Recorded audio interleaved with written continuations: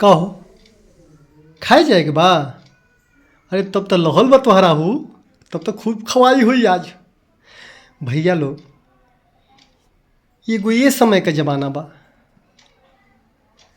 कहीं शादी ब्याह में ना निमंत्रण आवता ना तो लोग खैले ही पर टूट जाता। बफर सिस्टम सबसे पहले लोग खाइले शुरू कर देता।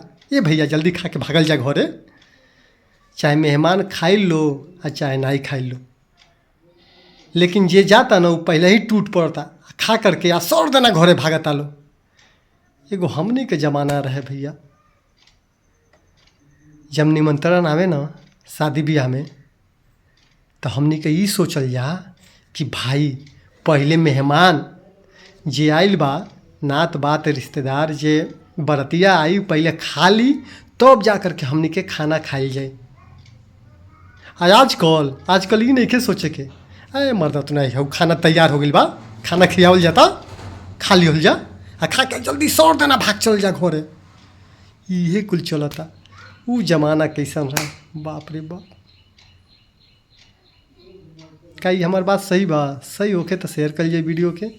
नमस्कार, जय माता दी।